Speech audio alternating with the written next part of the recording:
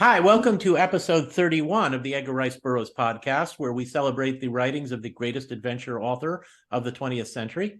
My name is Tim DeForest. I'm the author of several books on subjects like the pulp magazines that Burroughs published in and old time radio and other aspects of pre-digital pop culture. And my name is Jess Terrell. Glad to be with you all tonight. You all might know me from the Facebook discussion group for Love of All Things Edgar Rice Burroughs, where we talk ERB with roughly 9,700 some odd members, mostly night and day, almost pretty near 24/7, as I like to say. The Love of All Things Edgar Rice Burroughs. Find us on Facebook. I'm Scott Stewart. As we mentioned in first part of this podcast, the first section, I'm stepping into the editor shoes for the Herb Appa zine, and also associated with Random Eye Studio. And the next podcast, I'll be having some what I think is exciting news about some projects that are finally coming to light and will be hitting the streets and hopefully your shelves this summer. Cool. Okay, and tonight's episode, we are going to pick up with our discussion of the new Edgar Rice Burroughs' New Universe book, Victory Harben, Fires of Halos, by Christopher Paul Carey. We intended to talk about the book in its entirety in the last episode, but after we finished the discussion on chapter 16 and what I think was a very worthwhile discussion about canon and what that means to different fans, we had what I blame on the failure of the Gridley wave, and Zoom collapsed on me, and our recording was cut short. So we are going to do this episode to discuss the remainder of Victory Harben, Fires of Halos. As I warned everyone last time, we are going to be including spoilers in this. If you are bothered by spoilers, and I know I am, pause this and read the book first. It's a wonderful book. You'll enjoy it enormously, and then you can come back and listen to our analysis of it. If you're one of those people not bothered by spoilers, and I know that's true sometimes, then go ahead and listen now. I also want to reiterate what I said last time, and that this excellent book, fun, exciting book, has a lot of stuff going on in it. It is really packed with plot events. And the summary that we give before we start the discussion of a couple of chapters doesn't always do justice to everything that goes on. There's a lot of stuff that happens in this book, and it's really superbly described by Chris, by the author, so that as readers, we always know what's going on. Even when things get a little complicated, we're able to follow the plot and know what happens next. And I'm not sure that the brief summaries I'm going to be giving prior to our discussions of the chapters always does justice to that. So please trust us that this book is worth reading, and read it as soon as you can. But before moving on to chapter 17, we had a couple of things to add about chapter 16 that we missed last time, and also an event earlier. Jess, you had realized that we had not mentioned anything about the translation aura that Victory got, I think, when she was on Mercury, right? Yes, that's correct. Mm-hmm. And this gives her the ability, after a few minutes, to be able to understand and speak the language of whatever planet she ends up on, which is just a really handy plot device. And just like her uncertainty gun, it's something when we just talk about casually, it can sound like a deus ex machina, like a contrived plot device, but it's not. It is natural to the story. So by this time, she has picked up that translation aura. So no matter where she ends up, she's able to understand everybody else. And that does mean that when she did a brief visit to medieval Earth during the 13th century, the time of Burroughs' book Outlaw of Torn, I kind of made gentle fun of that chapter because she heard everybody speaking in English, but she had the translation aura by then. So they could have been speaking historically accurate Middle English, and Victory still would have understood. So I got a mea culpa on that. I was just having fun pointing that out. I didn't think of it as an error or a continuity glitch or anything. I just thought it was fun to mention, but it wasn't accurate anyway. She would have understood that night that she encountered because of the translation aura. So I just take back everything I said. And Jesse, you had another thing you noticed about chapter 16, right? The title? Indeed, I'm a music fan, as we've established previously. one of the things I picked up on there was the title for chapter 16. That title is A Tone Parallel to Carey, Carey being a major city in Pellucidar.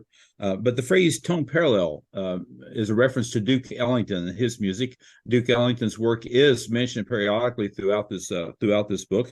Duke Ellington was a popular musician of the day, heavily influential, and needless to say, super talented. And Victory was a big fan of his. So there are Duke Ellington references as well as other musicians and pop culture references scattered throughout this book. I get a kick out of finding those things. Tone parallel to Carey, as I said, was inspired by Duke Ellington, who recorded a tone parallel to Harlem. Now, I think of this as a musical tribute to the city of Harlem, which is our musical tour of the city of Harlem. So likewise, this tone parallel is Carey. I believe that Victory is speaking with Tangor and describing her prior life in Pellucidar and the city of Carey and what life is like there, so that he understands where she's from and what her background is. So a tone parallel to Carey is a Duke Ellington tribute. All right, that's it for me. Okay, and we are going to pick right up with chapter 17. So this will be a brief summary of chapters 17 through 19, which are really action-packed chapters. So please remember, once again, that my summaries do not do justice to everything awesome that happens in these chapters. Victory is on the planet Xandor, which is part of the Ring of Planets on which the events of Beyond the Farthest Star, the Burroughs science fiction novel, take place. So she's now with Tangor, the hero of that novel, who's a human, and she has befriended this little furry creature named Hucklebuck, who also has the ability to grow into a giant creature when necessary. And it is, as I think we mentioned last time, a tribute, I believe, to Burroughs's tendency to give his heroes these unusual pets, who, because the hero treats the pet with kindness and mercy and all, that pet attaches itself to the hero and is very, very useful to have around. And also, if I may jump in, the name Hucklebuck, he said, is itself a reference to a song from the 1950s, early 1950s. Cool. Yeah, and I like those little references to music. Remind us that on Earth it was 1950. And Victory was, grew up during World War II and is just finished, still fairly young, and has just finished her college education. So, or had she even finished it yet? She may not have. So the music references serve the purpose of when she's zapping from world to world and isn't on Earth very often. It serves as a reminder of us of the time frame that Victory comes from. So I think it's very effective that way. As I recollect, and I'm saying this without double checking, I'm very sure she's finished her master's and working on her doctorate, or was working on her doctorate. Okay, so she's not quite Dr. Harben yet, but and of course, we'll be getting to the ending. She decides to stay exploring space for a while. I guess you could call this field study. Yeah, you could. By this time, she really, you saved the universe. You ought to get an honorary doctorate. You really should. Okay, so chapter 17 through 19, Victory actually builds a Gridley wave transmitter, and she's able to use this to briefly talk to Jansen back on Earth. There is soon after that a great fight with a monster where Hucklebuck saves her. And I do not, Jansen by this time had Gridley waved to the planet himself and briefly possessed Hucklebuck. I don't know if it was clear to me whether Jansen was controlling Hucklebuck during that fight with the monster or not. So Jansen has a crush on Victory, and this might have been a chance for him to step in and save her, because every guy wants to be a hero. But Jansen has teleported via Gridley wave. Abner Perry and Pellucidar helped him build one. He shows up, materializing eventually in his own body. But then he soon fades away. And as far as Victory knows at this point, Jansen is very probably dead. And it's never clear on whether she'll ever finish falling in love with Jansen, but we know Jansen was in love with her and actually traveled across the universe to be with her. So this is, from her point of view and from us as the reader at this point, there's a tragedy here. Jansen seems to be gone. But Tangor's ship is repaired, and they fly for the planet Uvala, where they now believe they can find answers to what's going on. So that is once again a very brief and a summary of chapters 17 through 19, probably really not doing it enough justice for how much cool stuff happens in this chapter. And any comments from you guys? Well, if I may, I wanted to be sure to point out, you may have covered this, Tim, but I think it bears repeating. These 11 planets in the almost being the star, in the almost system, are all connected by an air bridge. By that, I mean it's an atmospheric belt that surrounds the star, and the planets are pretty much evenly spaced. Gee, I wonder how that happened. Evenly spaced within this air bridge, so that you can, using a airplane. Now you might need an oxygen mask, perhaps, but you don't need a pressure suit for sure. You can, using the airplanes they have, as long as you got enough gas and fuel, you can fly from one planet to another. You want to think that trip through, plan accordingly, and hope you don't have any trouble. But it can be done. Tangor has done it a few times even before he ran into Victory, and that's what they're doing here. So you don't need a traditional spaceship, let's say, for that journey. Go ahead. Yeah, and by now, as we established last time, we know that we have our Earth, and then all these other places often exist in another dimension. And the way these planets are lined up, which probably doesn't relate to any real universe physics at all, is an indication that Victory is currently in another dimension, as she was when she was on Barsoom or in Pellucidor. You cross a dimensional barrier to get there. So not really even in the same universe as us.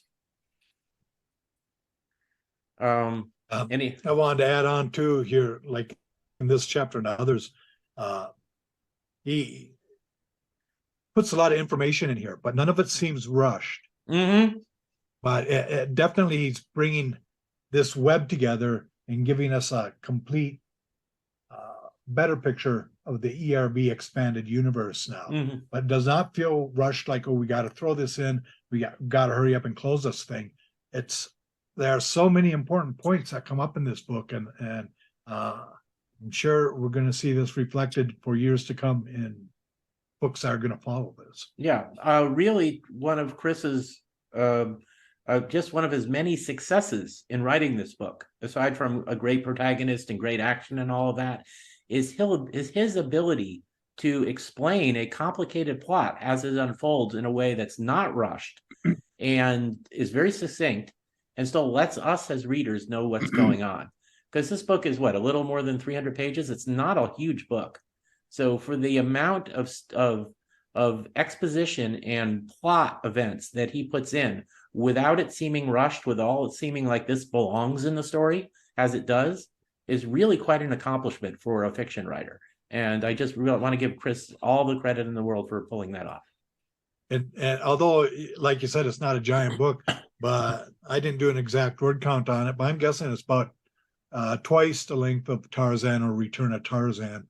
Those run approximately 65 to 80,000 words in that area. And this compared to that, this is a good sized book.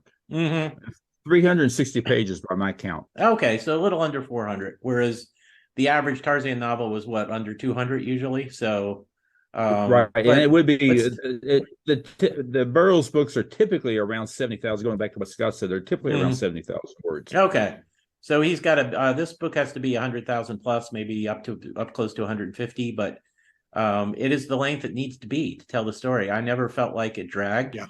I wasn't getting to page 200 and thinking, geez, when is this going to end? You know, there's so many modern novels, the big 800-page door stoppers, that you try to read and it might be a good author, but it feels padded. It's like there's all this stuff in there that doesn't need to be there. I mean, yes, and I'm looking at you, Stephen King. And yeah,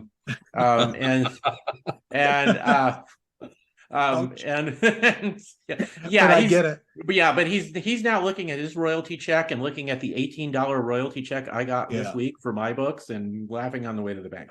So you know, it's just, I just want to give Chris credit as a writer, not just for all the other strengths in this book. The way he handled plot exposition without it seeming rushed or condensed or anything was really just amazing.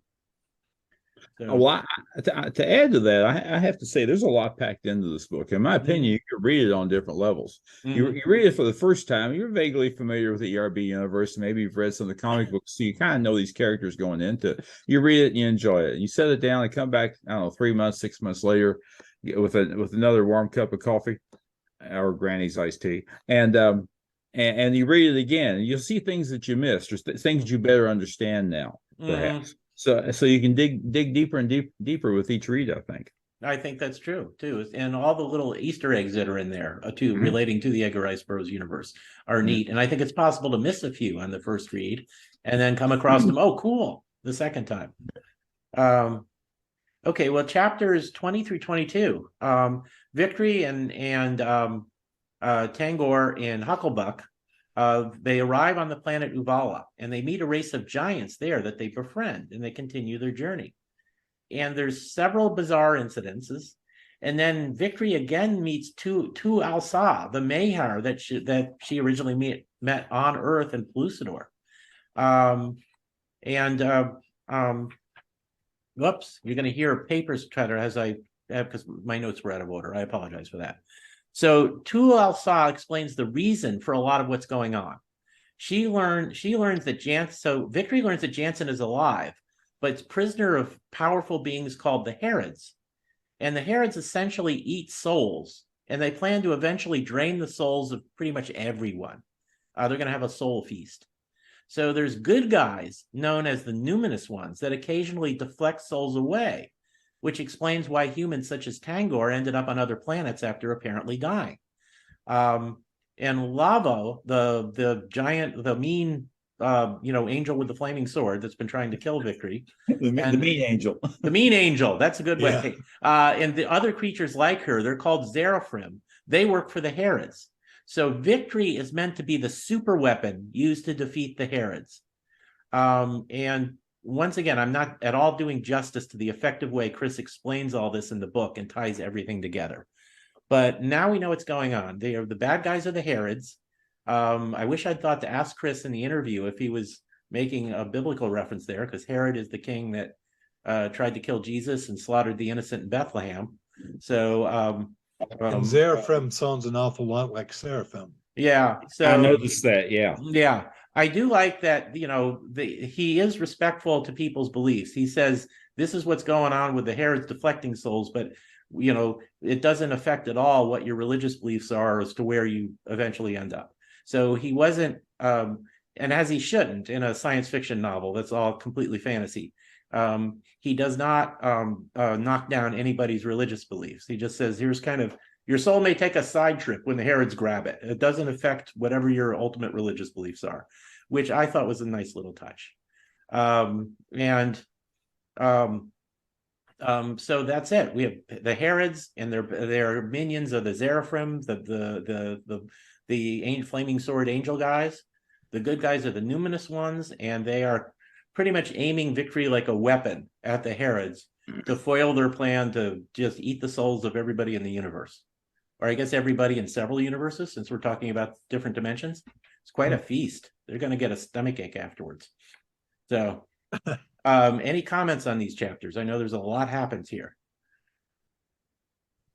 Well, I wanted to point out back on chapter 19, I failed to mention there's a reference to a scientist by the name of Moritz, Moritz. I don't have his first name. I failed to look it up, although I can get it. But I believe this is a scientist who was the principal scientist in the Mahar of Pellucidor book. Oh, okay. Who developed what amounted to a transportation device that sent the hero Chris West, if memory serves, that sent him down to Pellucidor. Moritz was also mentioned in the Battle for Pellucidor book, and a reference to him here. Apparently, he helped out Abner in figuring something out. Okay, that's cool. And we know that those Mahar books by I did this last week too. What is Holmes's full name? The author of the Mahar books. John Eric Holmes. John Eric Holmes. I'm sorry I was blanking on that because he's a great author too, and he should get more respect than that. But they are canon now. They've been republished by the ERB people, and that's considered canon. And so it's really cool that they are name checking that guy in this. They're good adventures. Pellucidor is a huge place. Oh yeah. Yeah, they And there's were. plenty of elbow room for more heroes down there. Go ahead. Yes. My wife Angela heard us mentioning those books on a previous podcast a couple of years ago, and they weren't in print yet. She tracked down a used copy of Mayhers and found somebody selling, because it hadn't been published, that the second one, Red Axe, had not been Right. was ever published before the ERB just did it. She tracked down somebody selling a manuscript of it and got that, and that was my surprise birthday gift that summer, which was absolutely wonderful. Because I got to reread Mayhars, and I had never read Red Axe, obviously, and they were just both wonderful adventures. Yeah, and so now we have a Mayhar to Al-Asa showing up on another planet, being kind of doing the exposition role by explaining what's going on to Victory and what she needs to do.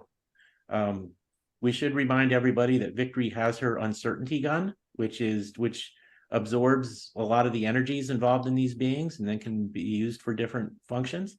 And she's at this point, she needs one more thing, which we'll get to in the next chapter, in order to start pulling off a plan to defeat the Herods. So we're going to move on to chapter 23, unless you guys have any more comments. Nope. Okay. So 23 through 25. Victory is actually zapped back to Earth for a moment because she has to borrow the Emerald of Zuli from Tarzan.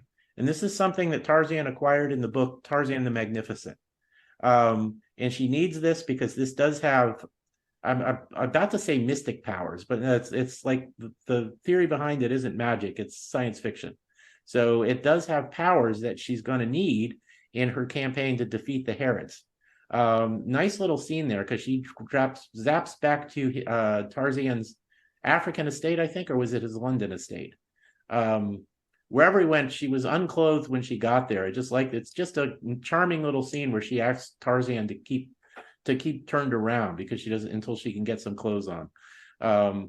But she needs to get this jewel, so she gets it. Then it's back to Uvala. There's some battles with the Zeraphim. And then Victory eventually goes through a portal to Helos, or Halos rather, not Helos. It's Halos, where the souls captured by the Herods reside. And there she's helped by all people the soul of Nicholas Rokoff, the bad guy from Return of Tarzan and the Beast of Tarzan. And since his death on Earth, he appeared post-death in the Battle of Pellucidar. He was in that novel, has those beings in Pellucidar that are like these hideous creatures that have the reincarnated souls of dead people in them. I cannot remember what they're called. But he got killed there. And now Gorbases. Yes, thank you. And so he goes from there to now being on Halos. He's having a absolutely miserable afterlife, although you can't really feel sorry for him. But for reasons of his own, he now helps Victory. So that's chapters 23 through 25. Any comments from you guys? I will say, once again, I'm very briefly summarizing events that do all tie together in a way that makes sense in the plot. And lots of stuff is happening. Just if we either had to have an 8-hour podcast or summarize these chapters with a little less detail than does them justice. So I'll be curious if Rokoff appears in some other books. Maybe there's some road of redemption here or something. But I consider him to be one of the true villainous, one of the true great villains. Yeah, he is. He has no books and literature. He has no redeeming. I don't know if I want him to be redeemed because he's bad news. Well, his reason for helping. Who knows? Yeah, well, he's helping Victory mostly out of self, because it's self-serving. It helps him if she wins. So he's not showing any sense of heroism here. Yeah, I mean, he's the guy who was gonna kill Tarzan and give Jane's baby to the cannibals and still stop to propose to her. Yes. I mean, that's like that's like really bad timing as well as villainous. Yeah, Rokoff is one of the nastier villains. I think the only villain I can think of in the original ERB canon that's more villainous than him is the bad guy from Outlaw of Torn, who spends 20 years training somebody to eventually, kill some Englishmen named Hang just to get his revenge. But So- yet, he in that purpose, it's like a lifelong purpose. Yeah. Of creating that revenge destruction or whatever. Mhm. Brokaw is just, man. But- You wouldn't have to know him, and he'd decide, I'm going to take your money and slit your throat in hell. Yeah, he goes through a bunch of evil plans through those two. He's a spy or con artist or blackmail, kidnapping. He just goes through one evil plan after another, doesn't he? So He always, he's no good. He's no good. If only he'd learned to focus, he might have been like a great villain, like a Professor Moriarty. But nope, he just one plan after another. Yeah. Regarding the two jewels that you mentioned, I would submit that they have special properties. I'm not going to say radiation, but I would say they give off a kind of energy which is harnessed in this story. Yeah. And one of those jewels is the one I mentioned, which comes from one of the original books, Tarzan the Magnificent. The other jewel first appeared in Battle of Pellucidar, right? So it was created at that time. That went back to one of the stories too. It goes back to Dark Heart of Time. Okay, so so all of these are kind of plot elements that are drawn from previous books, either by Burroughs or books that have been canonized into the universe. Once again, tying everything together. It's just they're really doing a nice job of making this a cohesive universe. As I like to say, the groundwork for this story was there. Much of it from Rice Burroughs himself. Dark Heart was by Philip Jose Farmer, I'll give you that. But the bulk of this comes from Burroughs' own writings. It's just, as I said this previously, this is a story that he didn't live long enough to write, because all the a good portion of the bits and pieces were there, and what wasn't there could be figured out pretty easily. Chris Carey and the other people associated with the ERBU. Obviously it took some time to figure all this out, but they were able to do it and make it very plausible, and it fits together like a Swiss clock, I would say. I mean that as a compliment. Yep. I agree. It's just a wonderfully constructed fictional universe. I said fictional as if it's not real. There's always going to be a part of me that considers the Edgar Rice Burroughs like a true stories. So that's what alternate universes are for. That's right. Yeah. I think I can't remember if I mentioned this in my interview with Chris, and I don't think I ever told you guys. When I first came up with the idea of doing this podcast, I briefly considered a rule where you always talk about Edgar Rice Burroughs as if they're true stories. And I decided not to do that, because then we can't give him credit for being the writer he was, because he's just, he wasn't that magnificent a writer. He was just writing down what John Carter told him. And so he's a reporter. He's a reporter. Yeah, yes. he's an editor. So, and I didn't want to do that. So I left that rule out. But I told Chris in the interview that it's a good thing we didn't do it, though, because then we'd have to pretend to be mad at him because he's taking credit as a writer when he was just retranscribing what Vickery told him. So pretty good transcriber. Yeah, he was, and he probably had to edit a lot, and she probably gave him a lot of complicated math that he had to edit out and all that. So a quick story along those lines, if I may. And I think I've mentioned this on podcasts before. I'm an old DC Comics fan, and Gardner Fox was a great science fiction writer who also worked for DC Comics and developed the Flash character. And he once stated that he was getting this is the Jay Garrick, the original Flash. He once stated that he was getting those stories, he was dreaming about them, and then he would turn them into comic books. And Barry Allen, a later Flash, later discovered that Gardner Fox was tapping into a parallel world where that Flash, Jay Garrick, the original Flash, did actually exist. And Gardner Fox was just seeing real events that were happening real in that other world. All right, that's done. Go ahead. Yeah, I actually, Fox. Go ahead. Oh, I was going to say that's a really good parallel. I thought so.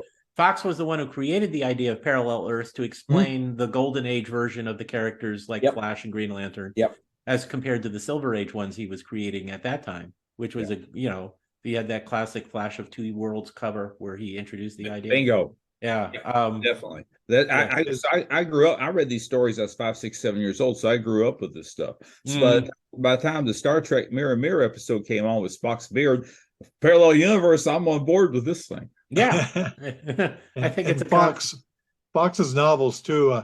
I believe one of his characters is Zothar, I think it was, if I'm remembering it right. Sounds I right. have about a half dozen of his books. They're fun. They're fun fantasy and science fiction reads. Yeah, too. he was a fun writer. He was full of imagination. Mhm. Just like Edmund Hamilton. Yeah, He did Yes, comic exactly. too. Yes. But I love if you want to call it space westerns or space romance. Yeah. They're great. And then he was married to Lee Brackett. Thank you. I was Yes. going to be embarrassed by not remembering her name. And Yes. Lee Brackett has her own version of the solar system. She wrote stories on Mars, stories set on Venus, stories set on Mercury. Mhm. And they're all wonderful. So she was creating her own version of the universe. That like all these like Brackett and Burroughs and all that, they leave you kind of Bradbury, they leave you disappointed that the real life universe is the way it is. You know, I want Tharks on Mars for heaven's sakes. So That's why we have fiction where anything's possible. that's true. Yeah. Yeah. So back to the book. So once again, this is chapter 26 and 27 now. You know, once again, so much stuff happens, it's hard to do justice in a brief summary. Victory uses the gemstones she borrowed from Tarzan to mind control some of the Zeraphim. And she finds and frees Jansen from a cage. Her controlled Zeraphim fight another group of Zeraphim led by Lavo. And I would really love to see a movie version of this book simply for that scene with the Zeraphim Civil War there. Victory fights Lavo herself and zaps the creature with her uncertainty gun, and that knocks Lavo out. This leaves the gun without enough energy to send her both and Jansen home, so she just sends Jansen home. So at this moment, it appears she's stranding herself on an alien planet. It's just an act of self-sacrifice to send Jansen back to Earth, because it doesn't look like she's going to be able to manage to get back herself at this point. That's chapters 26 and 27. Any comments from you guys? I'll jump in with my every episode film comment. When you mentioned you'd love to see this as a movie, this would have to be a mini series. This book, I think it would be. Couldn't do a 2-hour movie. You need half a dozen episodes or something like that. And you'd have to. Actually, this is one of the cases where it works beautifully as a novel, and I'm not sure if you could do it as a movie because there's so much exposition needed.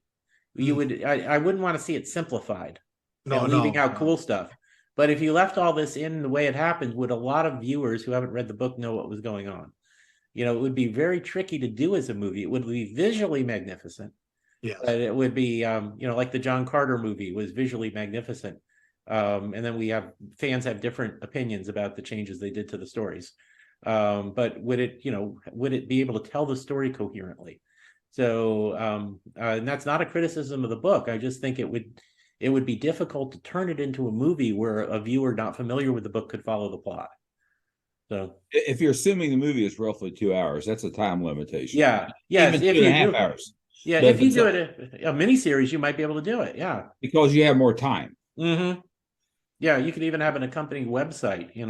Oh yeah, go here for plot explanations. You could have an episode that would set up everything with like a former history or something too. Yeah, you could. Yeah.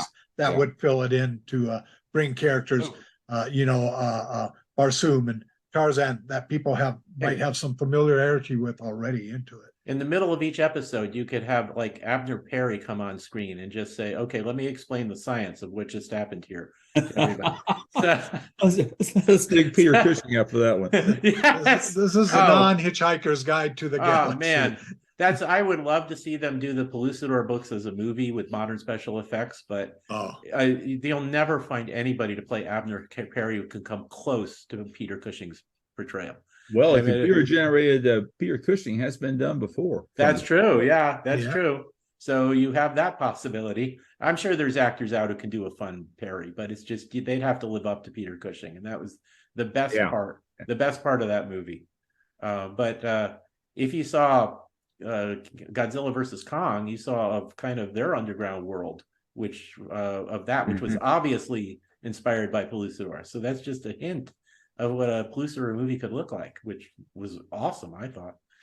So, and sorry, I took us off the rails and sidetracked us there. Any comments on the actual book? Sorry about that, Chris, if you're listening. Chapters 26 and 26 and 27. So well, our off the rails discussion there was fun, nevertheless. I and think it was, I yeah. think it's always interesting to speculate about these things. I wanted to say that, and this really is true throughout this book. Even though Laveau is a villain, she's presumably an attractive woman flying around with a big sword. I mean, this gets my attention.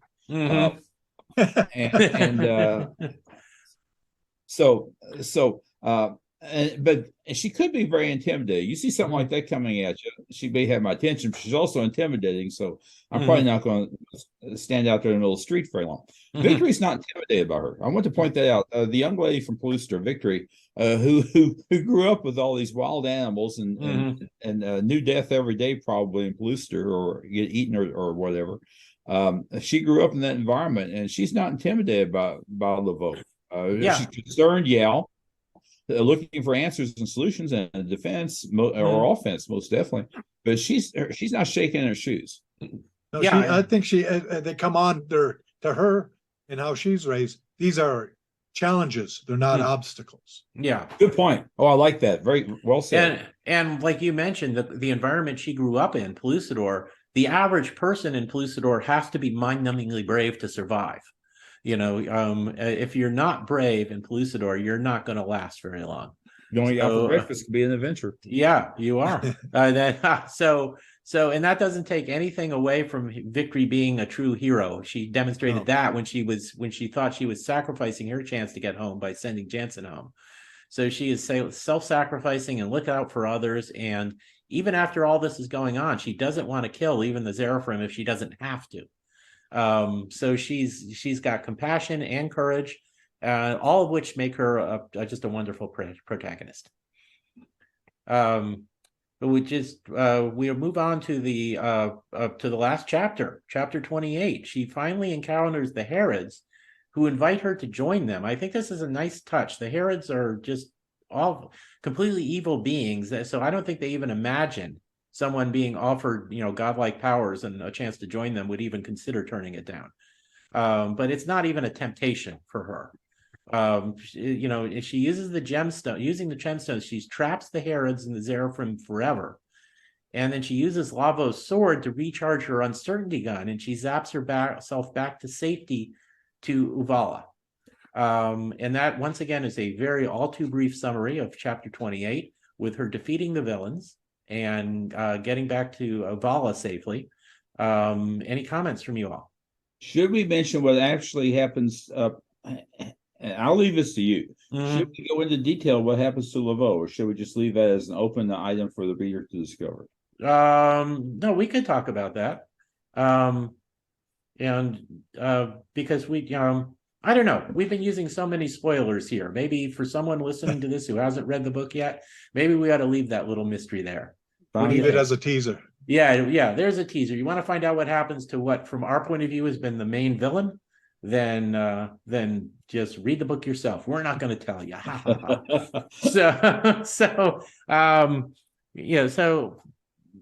It's just, I think it's an exciting chapter.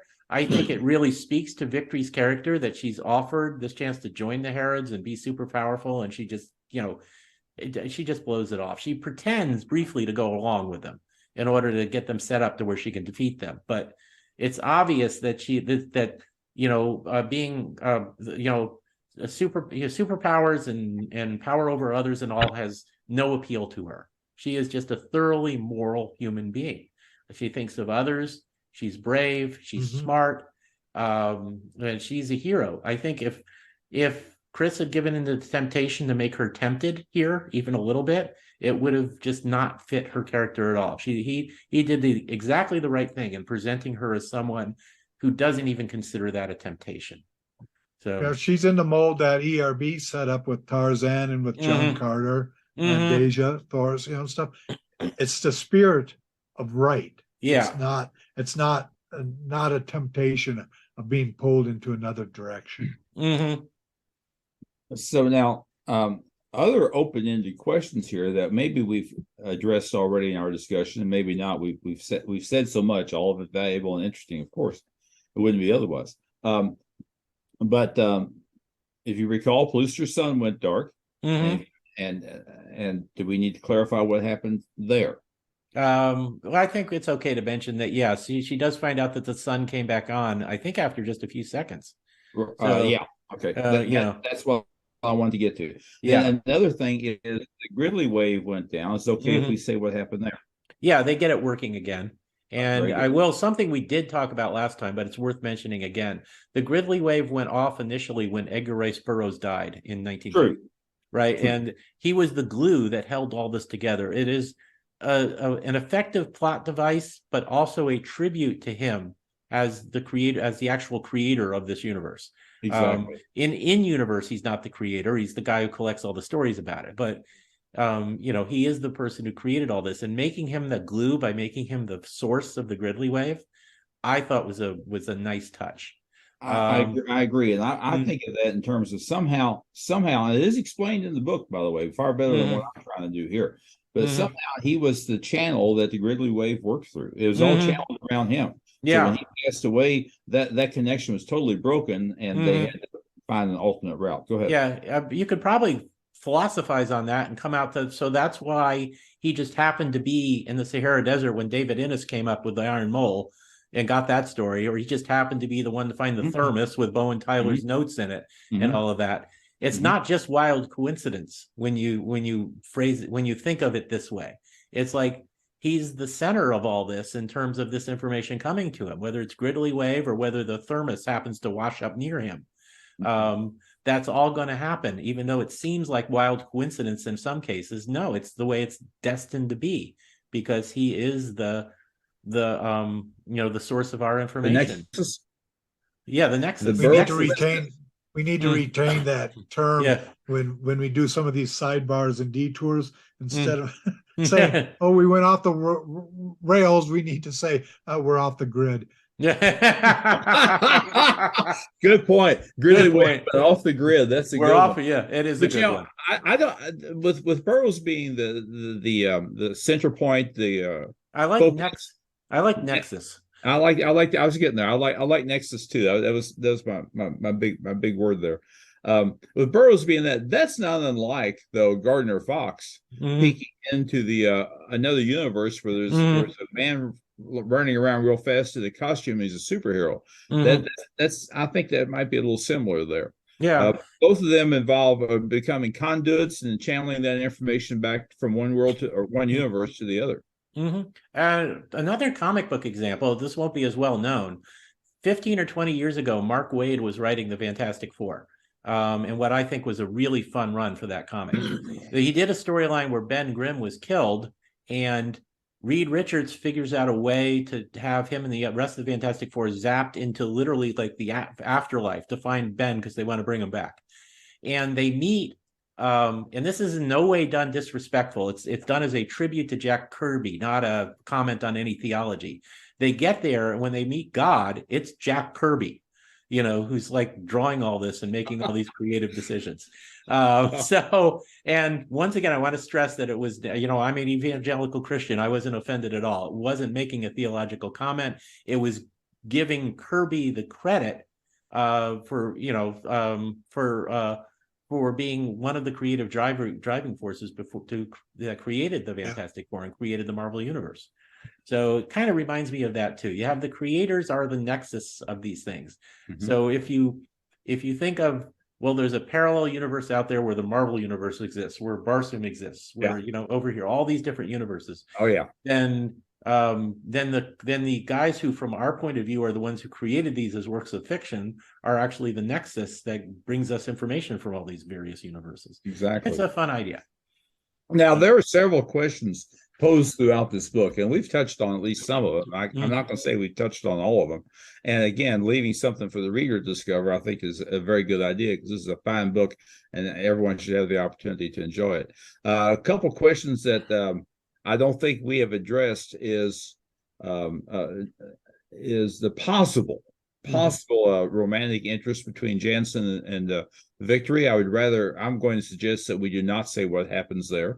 And I also would say the other big question is, did Victory ever get home? And I would say I would suggest that we not address that question either. Okay. I'll leave it to you all. I'll leave it to you. No, once again, we're doing some, and we had, I asked Chris if he was okay with spoilers, and we're warning people, but it's kind of fun to leave a few spoilers out there.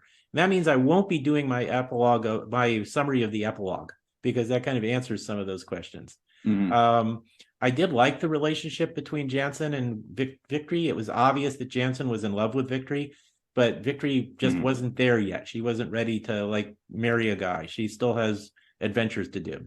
So, and it was done really nicely. And very, I could believe it. I could believe being in love with Victory, and I could believe her, liking the guy and maybe loving him one day, but just wanting to do other stuff first. And So, those two did get to know each other back in the Battle for Pellucidar book. They had an adventure together themselves. Yeah. And I'd say they made an impression on each other at that time, which has kind of stuck with them and managed to grow a little bit during this book. Yep. So, And okay. we're so not going to cover the epilogue too after we lost our griddly wave last week. Jess and I were talking a little bit, and I told him this might be something, doing this because it could go in one way or direction, so it's not giving anything away. But with events and people coming and going in my life the last couple of years and things that went up, the way Chris wrote this up, when I finished reading, I actually got a little choked up. And I don't know if I ever did that with any Tarzan books, but it touched me. Well, if you got that, if you have good characters in there, then something may just by chance relate to something in your life that can cause that reaction. That's part of what good novels do. An emotional connection, I would say. Yeah. But I'm just going to end by saying, once again, I'm sorry, beating this point over the head, but it's so important to say how well that both Chris and the writers of the other new universe books, the other ERB universe books, have tied all of this together so tightly. I did not suppose, if we read them all carefully and made notes, maybe we could find a continuity issue somewhere, but I doubt it. They've really tightened everything up. And don't forget, there's a novella included in the book too. There is a novella, yes. And Wolf, is it Wolf? I don't have Mike Wolford. Mike Wolford wrote it. Yeah. Real quick, while I'm thinking about it, there's another question. I can probably come up with even more questions. One more question that has not been addressed, and that is, what the heck really is Hucklebuck, and how does he do what he does? He's an alien creature who can change size. Yeah, that's kind of peculiar. So, where does the mask go when he shrinks down, or where does it come from? I mean, Marvel Comics has Pym particles that replace or take away your mass when people shrink in that one. The Transformers apparently all have little like warp caps. They're individual hyperspace storage areas where their mass goes.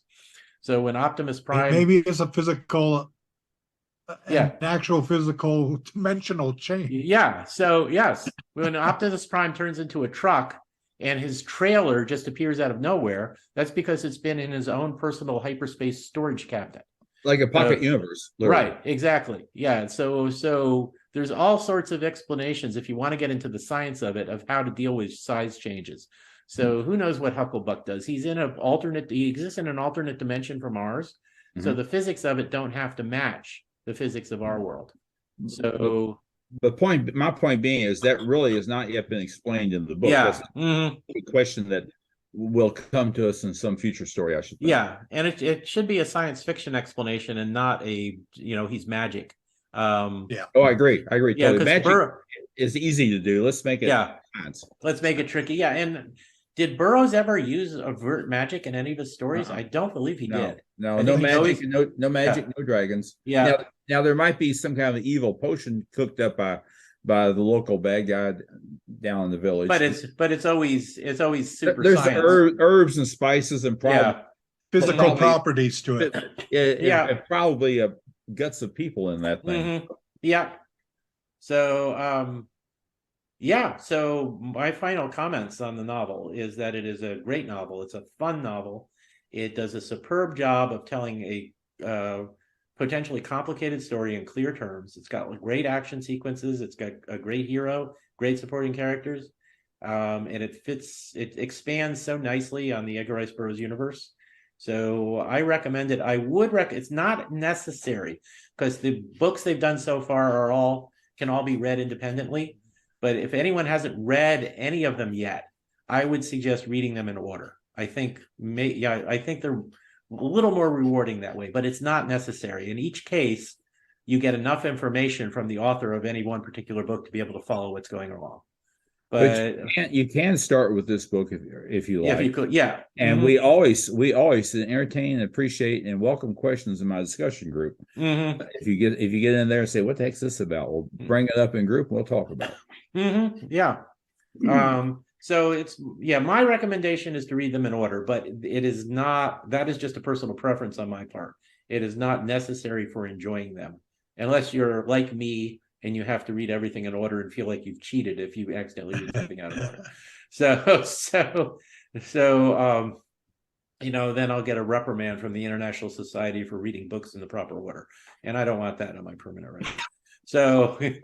Well, I started on the ERB road when it came to novels and not comics and movies with The Return of Tarzan. Yeah. Because I couldn't resist that cover with the lion on that Whitman book. And that brought me to go back to read Tarzan and then tried to do it in order. Not always successfully, because sometimes the opportunity arose for a different one. So, okay. Any other final comments from anybody? Well, I recommend this book. And I've had a great time discussing it. And there's a lot more we could have said, I'll say that. But it's a fine story. Well done. It is. And just once again, last episode, we had an interview from Chris, and I would just want to thank him one more time for taking the time to let me record an interview with him. And that is it then for our discussion of Victory Harben, The Fires of Halos by Christopher Paul Carey. Next time, and we sometimes go several months between episodes, for which I apologize, but our various schedules don't allow us to do like weekly or monthly or whatever. But we will try and not let too much time go by before being back for another episode. We were talking about doing The Cave Girl, one of Burroughs' earlier novels, for the next one, which I just read for the first time earlier this year. I had not read that one before. It was just tons of fun. I would love to talk about it. So that is our tentative plan for our next podcast, which we will work on scheduling soon, so we don't have a gap again.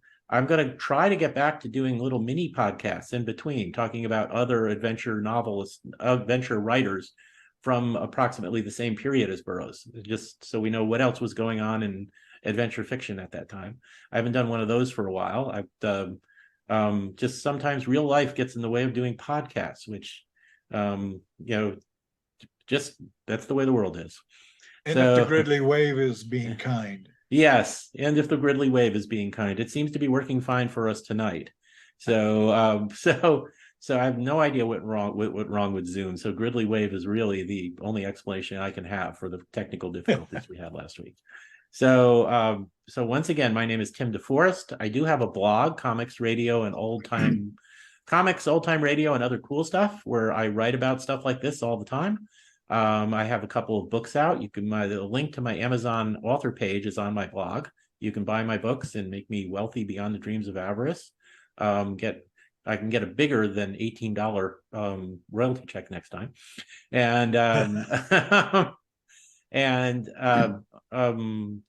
that's it for me. Jess, you want to plug anything before we?